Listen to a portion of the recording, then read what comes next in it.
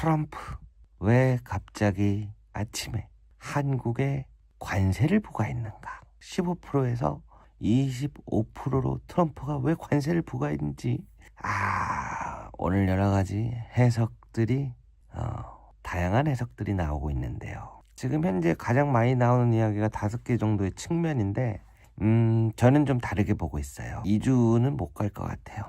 네, 질문으로 시작을 해보자면 일본은 왜 얘기가 없을까요? 이것도 하나의 관점이고, 물론 일본은 지금 의원 해산 기간이긴 하죠. 총선 치르고 있죠.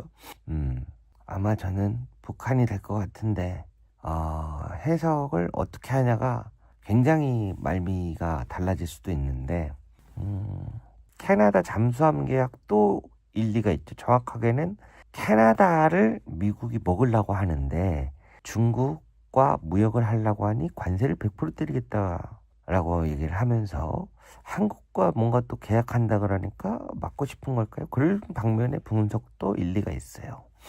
그러니까 좀 종합적인데, 저는 그 종합적인 것 중에서도 또 다른 부분, 대법원 관세 판결 2월 20일쯤 예정돼 있나요?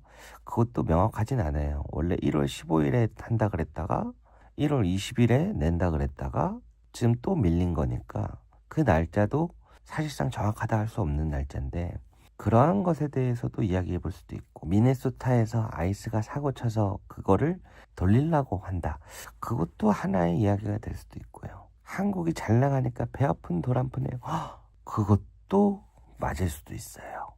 왜 그러냐면, 대우씨 다 맞다 그러면 어떡해요? 쿠팡도 맞을 수 있어요. 근데 뭔가 딱 하나 때문에 그렇다기보다는 종합적으로 해서 이루어진 것 같은데, 근데 그것을 통해서 뭘 하고 싶은가? 그거를 주목해야 돼요. 그거. 자, 한국에 관세를 부과해서 그러면 트럼프가 최종적으로 원하고 싶은 게 무엇인가? 뭘 갖고 싶어 하는가? 노벨상, 돈도 맞죠. 투자금 내놓으라고 하는 거예요. 자, 트럼프가 트루스 소셜 계정 SNS에 올린 거는 한국이 관세 협상에 대해서 비준 준비를 안 하고 있지 않냐 라고 하는 건데, 비준 준비가 뭐냐면 우리가 연 200억 달러 이상 이렇게 나누어서 할부로 하겠다라는 것에 대해 구속력이 생기는 국제적인 부분에 있어서 비준 준비를 하라는 건데, 저는 근데 왜 오늘날 있는 그대로 트럼프 메시지 사람들이 안 받아들일까요? 첫 번째, 비준이라 함은 제일 대표적인 국가가 어디 있죠? 한국보다 더 많은 돈을 주기로 했던 유럽연합이 있잖아요. 그럼 유럽연합이 통상 비준을 하는데 걸리는 시간 평균적으로 몇 년이라 그랬죠? 비준이 가장 많이 이야기 나오는 유럽연합, 거기는 한국보다 더 많은 금액을 투자하기로 했는데 6년 걸린다 그랬죠. 그래서 오바마 행정부가 시작될 때 유럽연합과 관세를 철폐하려고 했어. 그런데도 오바마가 백악관을 떠나는 그날까지 뭐라 그랬어요? 결국엔 이뤄내지 못했다. 왜? 각 국마다 번역해야 되고 정리해야 되고 정제해야 되고 법안이 충돌되지는 않는지. 근데 또 어떤 국가는 하다 보니 선거야. 그러다 보니까 통상 6년 걸린다. 한국과 유럽연합이 이렇게 해서 맺을 때도 8년 걸렸다. 말씀드렸죠? 그런 상황에서 한국의 비준이라고 하는 부분이 사실상 이유가 되긴 어렵죠. 자, 또 이야기 나오는 거. 그리고 제가 주목하는 점은 지난주에 있었던 21일부터 해가 있었던 스위스에서 열렸던 다보스 경제 포럼이에요. 세계에서 엄청 큰 포럼이죠. 거기서 트럼프의 발언들을 좀 주목을 해보면 유추할 수가 있어요. 금값 때문에 그런 거 아닌가요? 금, 환율 이런 부분도 이야기 될 수 있는 측면은 존재한다고 보는데, 제가 경제 마이너스의 손이라 세계적인 마이너스의 손들이 있다면 한국에는 디스카운트 마이너스 손 김대호 씨가 있어서 그건 제가 모르겠습니다. 자, 그래서 내일 말씀드린다고 했던 이유가 자료들이 제가 여러 개가 있거든요. 이거를 종합적으로 결론 내는 데 있어서. 근데 이 자료를 보여드리면서 하는 거랑 그냥 말로 이야기하면은 설명력이 좀 많이 떨어져가지고 그래서 내일 말씀드리려고 하는데, 우리 시청자 여러분들은 대우는 어떻게 보는지 너무 궁금해 하시는 것 같아요. 그러면 제가 하나 정리해 볼게요.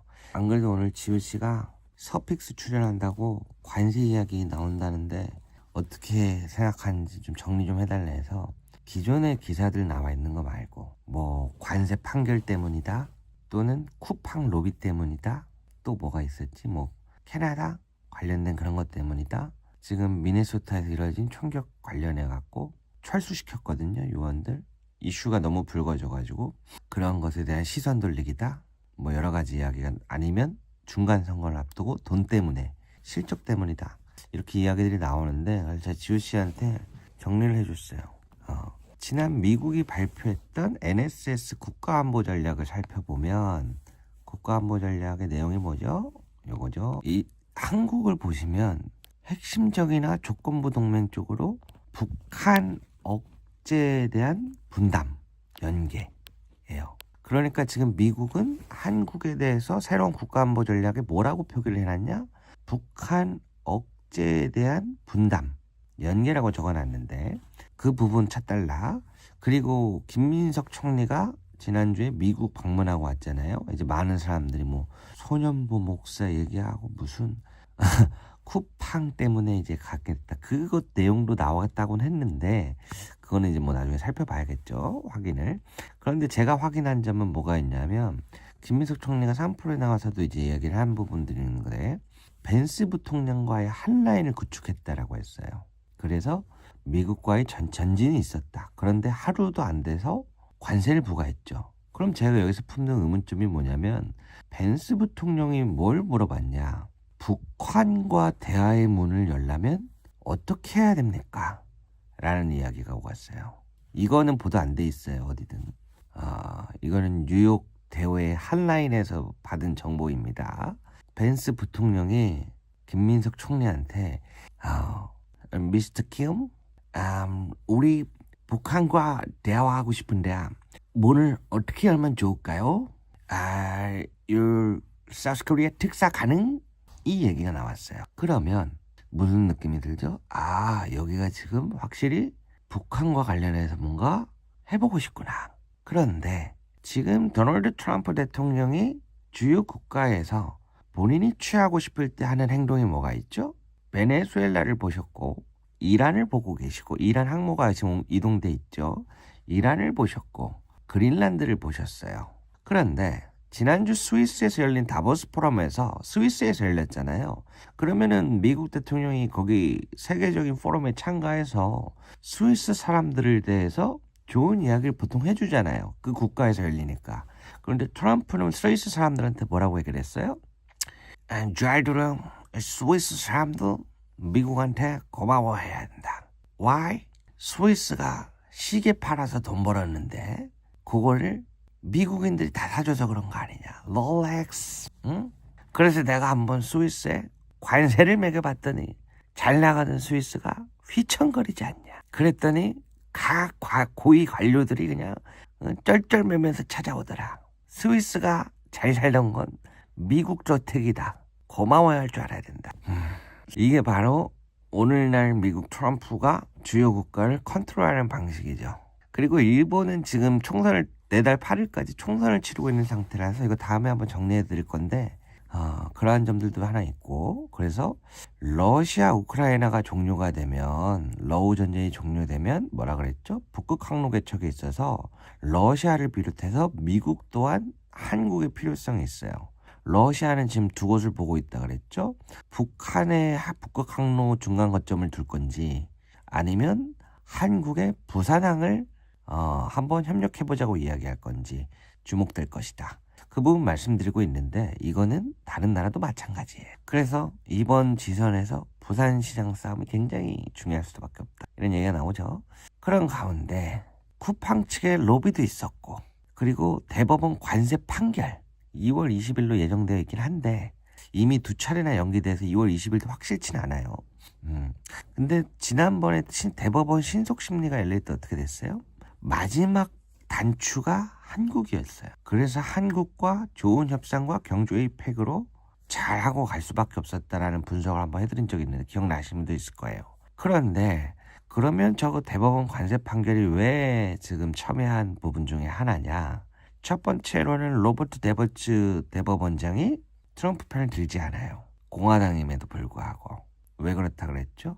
저쪽은 대법원 자체가 종신직에 가깝다 그랬어요. 죽거나 또는 탄핵을 당해야 되는데 탄핵을 당할 일이 거의 없어요. 그래서 대법원 구성 9명 중에 조지 부시 때 2명 이런 식으로 돼 있다고. 아직도 조지 부시 때 임명한 사람들이 있다고 말씀드렸죠. 그런 가운데 일단은 헌법적인 근거를 침해한 게 너무 큰 거야. 5월 30일 미국 무역법원, 7월 30일 연방 항소순회법원. 여기에서 내용을 살펴봤더니 뭐라 그랬어요? 세금은 미국 헌법 1조 4항에 따라서 의회의 권한이다. 첫 번째. 두 번째, IEPA라고 하는 비상경제 관한 대법은 수입 제한이지 관세 부과에 대한 명목이 어디도 없는데 오늘날 트럼프 행정부가 법을 쥐들 마음대로 해석한다. 단어 자체가 다른데 관세의 관자도 없다.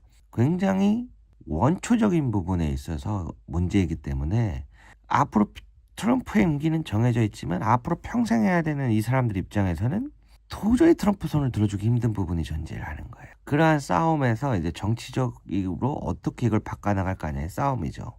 지난번 심리 내용 자체는 제 2시간 반짜리 그때 보여드렸는데 굉장히 트럼프한테 마지막까지 불리한 내용. 그래서 미국에서도 회의적이다 대다수가 라고 나왔었죠. 보도가. 그러한 상황에서 제가 전에 말씀드렸던 거는 트럼프는 이거를 만약에 이런 결정을 내린다면 우리에겐 또 다른 방법이 있다. 뭐 무역법 232조를 써서 품목 관세를 매기는 방법도 있고 이런 식으로 얘기를 하는데 무역 확장법 232조가 판례로서 인정됐던 건 철과 알루미늄에 한해서다. 국가 안보에 대해서 닉슨 카터 요시다 판결을 통해서 인정받았던 건 철과 알루미늄. 그래서 철과 알루미늄은 어떤 국가와 관세 협상을 하더라도 절대 관세 협상 테이블에 올리지 않고 50%. 그건 선판례를 이용하는. 나머지들은 새로 인정을 받아야 돼서 사실 트럼프가 행정명령으로서 진행은 하겠지만 법적으로 인정받을 수 있냐 없냐는 다른 문제에 속해 있다. 그럼 두 번째 방법이 뭐냐? 돌이킬 수 없는 큰 사고를 치는 거예요.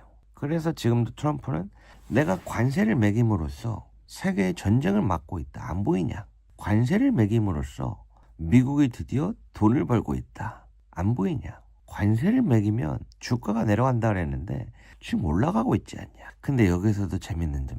이번에 스위스 포럼 때 트럼프가 하지 못한 얘기가 하나 있어요. 야, 미국이 지금 역대 최대로 올라가고 있다라는 이야기를 하고 싶어 했던 것 같아요. 그런데 세계 최고라는 말 못 썼지. 왜? 올해 1월에만 98%가 올라버린 바로 대한민국 코스피가 존재했기 때문에. 그렇죠. 트럼프가 제일 좋아하는 지금 미국 지수가 세계 최고로 제일 많이 올랐습니다라는 말 못 썼죠. 한국이 제일 많이 올랐거든.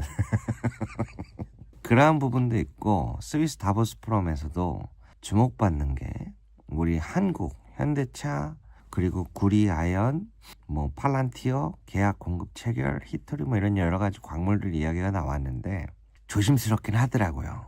이거 질투할 수도 있겠다 라는 생각도 들더라고요. 저는 트럼프라면 질투할 수도 있겠다. 그러니까 지금 이런 여러 가지 복합적인 게 다 맞물리는 상황인 거예요. 그런데 결론적으로는 이제 북한 쪽도 건드려야 되거든요. 한국도 건드려야 되고. 왜 그러냐?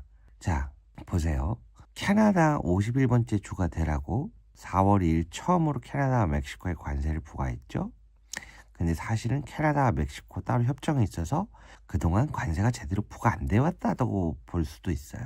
근데 그걸 핑계로 해방의 날이라면서 전 세계에 관세를 부과했죠. 그리고 우리도 어렵게 협상을 했고.